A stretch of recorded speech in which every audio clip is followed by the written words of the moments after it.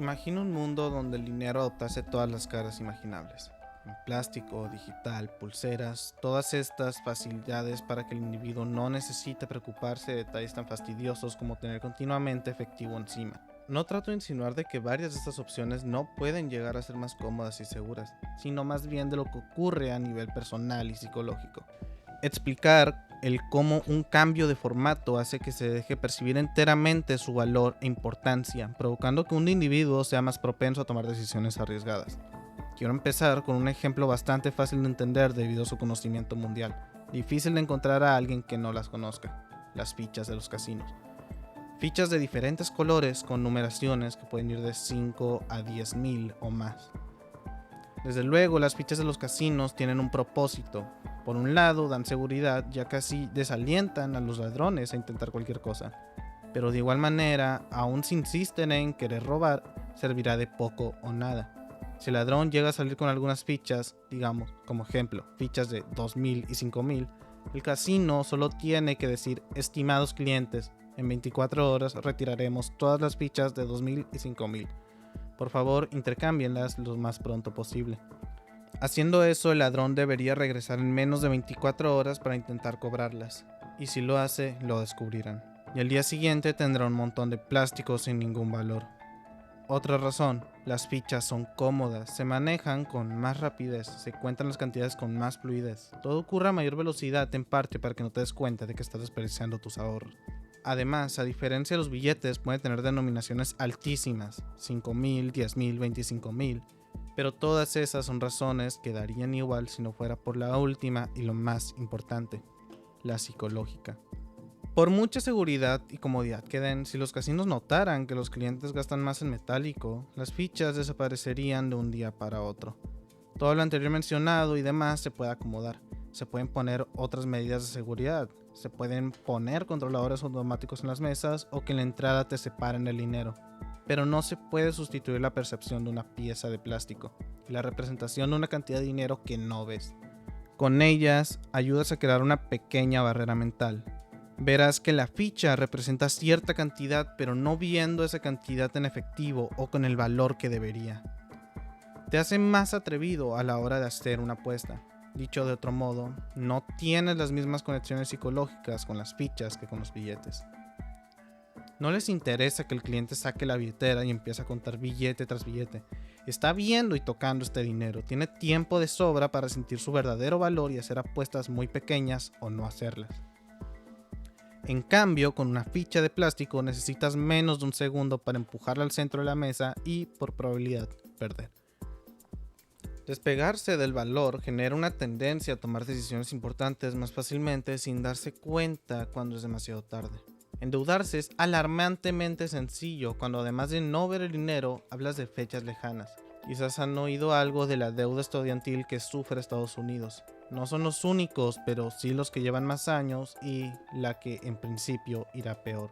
Empieza el siguiente modo: una petición previa o el gobierno ofreciendo ayudas a los estudiantes. Estos, contentos y agradecidos, toman esa ayuda y cursan los estudios que quieran. ¿Qué ocurre a continuación? Ocurre que si el gobierno ofrece ayudas es precisamente para que más estudiantes puedan ir a la universidad. Cuando eso ocurra y las universidades de todo el país se den cuenta de la creciente demanda, aplicarán el principio básico de oferta y demanda. Más estudiantes igual a subida de precios. La ayuda es estática, no aumenta con el precio de los costes de la universidad porque en el fondo no arreglaría nada. Alcanzaría un gasto público desproporcionado. ¿Y cuál es la solución? Si es que existe alguna, no la están poniendo en práctica. Tampoco puedes pedirle a las universidades públicas o privadas que no se ajusten al mercado actual. Al principio hubo una solución: hacer una buena selección de las personas que podían optar esas ayudas, principalmente personas que pudieran pagarlas sin problemas. Pero como con el tiempo les pareció que en educación cualquiera tendría que tener oportunidades, más personas podían ser elegibles. No te preocupes, si no puedes pagarlo en 5, lo harás en 20 años. Gracias a ese movimiento se convirtió en una trampa para ratones. Te dan poco, sí, pero el precio que tienes que pagar al final es exageradamente alto. Antes tenía sentido porque cubría como el 80% del gasto total, pero hoy en día no llega ni al 30%. Muchos saben que terminarán endeudados, pero si quieren ir a la universidad, no tienen muchas otras opciones. Hay algo de irónico también. Es que en cuanto mayor sea la cantidad de escolares con titulación universitaria, menos valor tendrá ese título. Lo sabes cuando ves que a medida que aumentan jóvenes con títulos universitarios, mayor es la cantidad de estos estudiantes que terminan en un empleo mal pagado, lo cual entendemos que no tiene sentido. No planeas invertir años y miles de dólares para terminar en un puesto al que podrías haber optado desde el principio.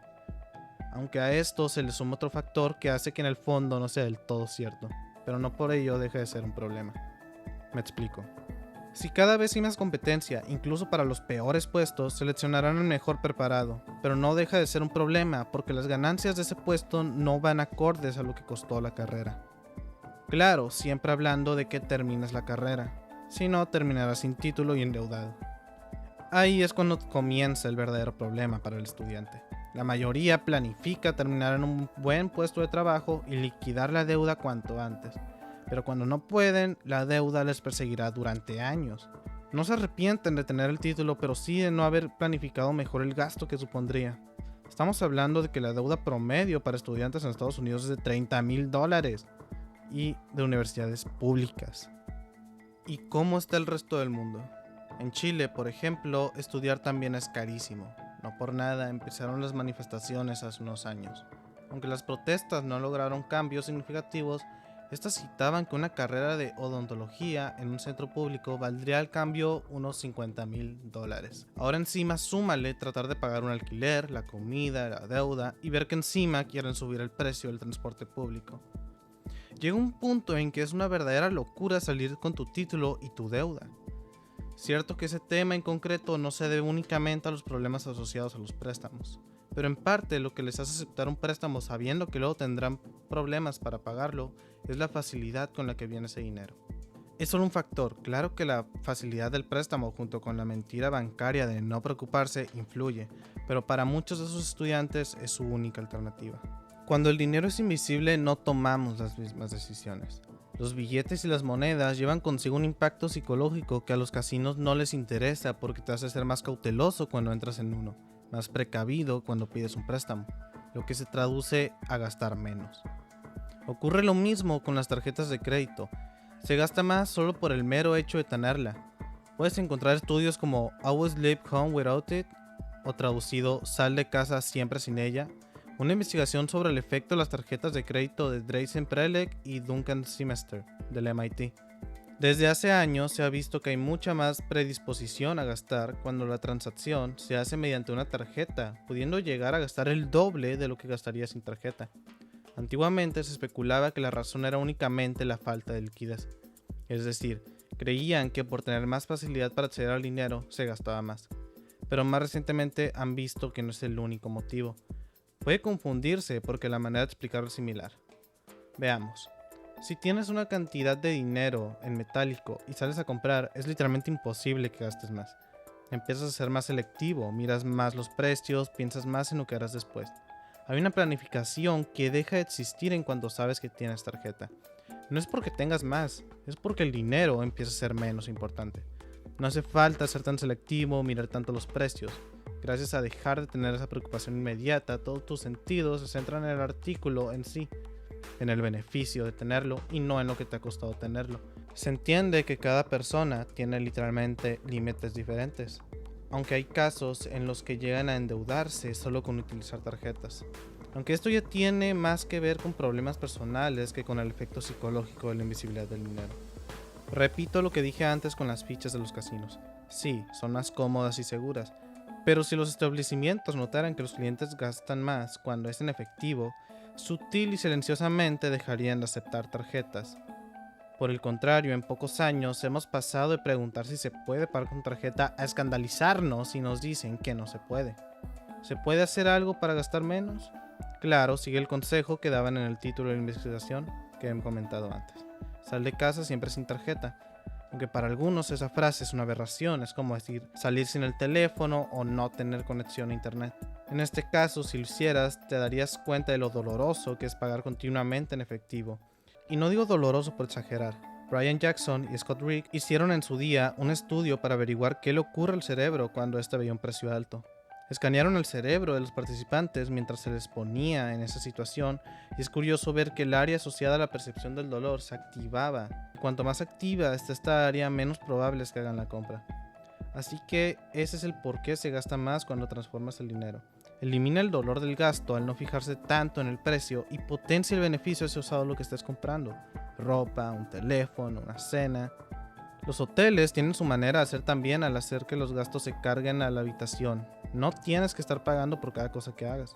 Te dejan la opción de pagarlo al momento, claro, pero adivina cuál es la opción más popular. Y no quiero dar a entender que es una manipulación dirigida a los clientes. Somos nosotros mismos quienes preferimos esa opción porque de esa manera disfrutas más a cambio de gastar más. La acumulación de un todo hace que sus partes más pequeñas parezcan menos importantes. Si tienes una factura de $400, 40 supone solo el 10% del valor total, en lugar de valorar esos $40 por separado. Se hace engañosamente en conjunto y parece menos. Al final de todos esos factores ayudan a crear esa sensación de dinero de juguete. Es más fácil gastar cuando el dinero es invisible. Puede haber alguna excepción, eso siempre se contempla. Alguien que al haber experimentado algún susto con la tarjeta de crédito comienza a gastar menos. Pero como digo, es excepción. Para terminar, citemos la descripción de las Magic Band de Disneyland. Utilízala para ingresar a los parques, desbloquear tu habitación de hotel en Disney Resort y comprar comida y mercadería. Además, tus Magic Band te dan acceso rápido a todas las experiencias que seleccionaste en línea. De manera que solo tienes que concentrarte en disfrutar de la diversión con las personas que más te importan.